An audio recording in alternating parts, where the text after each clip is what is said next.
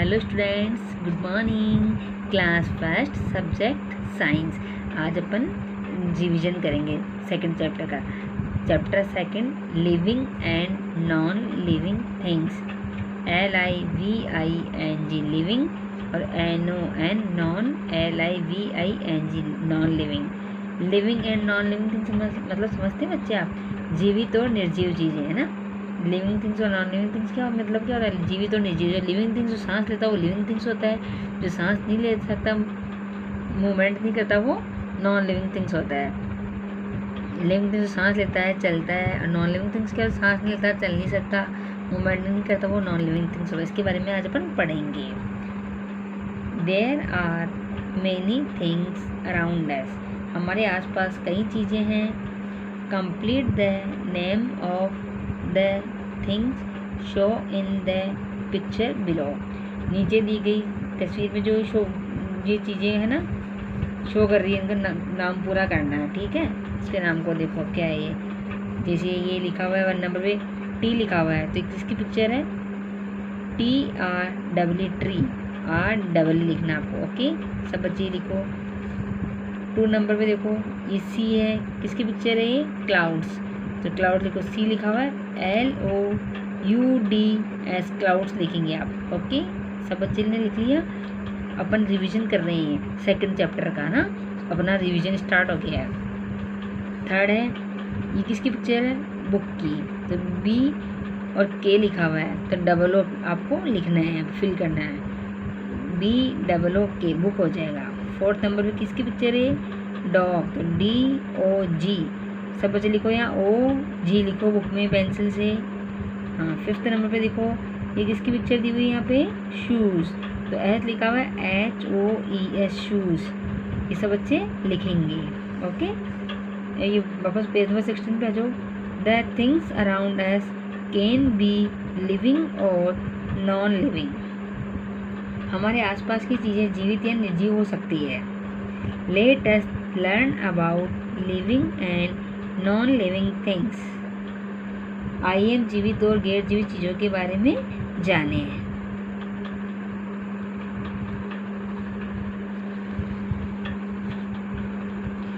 Living and non living things, जीवित और निर्जीव चीज़ें, है ना। ये देखो लिविंग थिंग्स, ये मूव कर रहा है, ये लिविंग थिंग्स ब्रीथ, ये सांस ले रही है ना। Living things are different from non living things in many ways. जीवित चीज़ें कई तरीके से गैर जीवित चीज़ों से अलग है।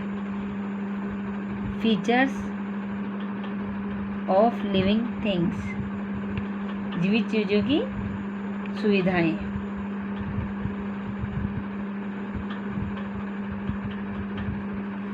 Living things need food and can breathe, move, feel, grow and reproduce. जीवित चीज़ों को भोजन की आवश्यकता होती है और सांस फूलने लगती है और बढ़ने लगती है। All plants and animals are living things. सभी पौधे और जानवर जीवित चीज़ें हैं। ये देखो living things need food, living things को फूड की आवश्यकता है, फूड की, भोजन, है ना। लिविंग थिंग्स है रिप्रोड्यूस, ये रिप्रोड्यूस कर रहा है। Features of non living things,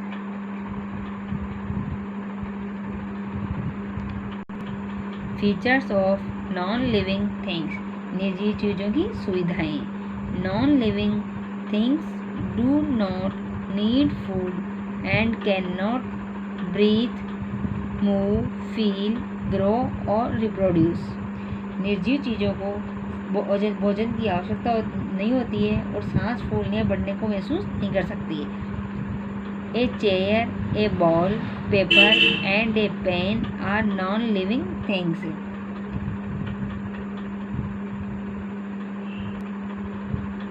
ये कुर्सी, बॉल, पेपर और पेन, ये सब क्या है? निर्जीव चीज़ें हैं ये, है ना। ये नॉन लिविंग थिंग्स होती है। सॉरी, ये निर्जीव है, हाँ, उसको निर्जीव होते नॉन लिविंग थिंग्स कहते हैं। ये लिविंग थिंग्स ग्रो, ये देखो बढ़ रहे हैं। लिविंग थिंग्स से पहले इतना सा बच्चा रहता है, फिर इतना बड़ा हो जाता है, फिर इतना बड़ा हो जाता है। लिविंग थिंग्स से ग्रो कर रहे हैं। Natural and man made things, प्रकृति और मानव की निर्मित चीज़ें। Non living things can be natural और मैन मेड। निर्जीव चीज़ें प्रकृति या मानव निर्मित हो सकती है। Non living things such as water and would.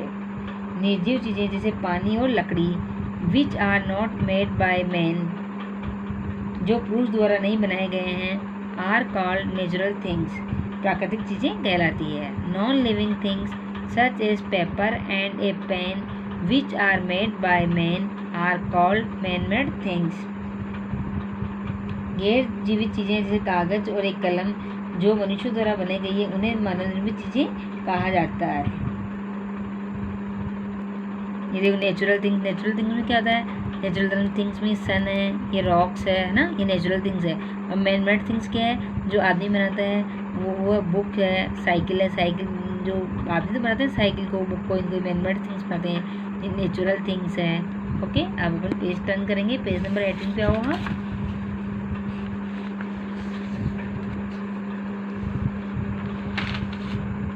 Page number 18, importance of non living things.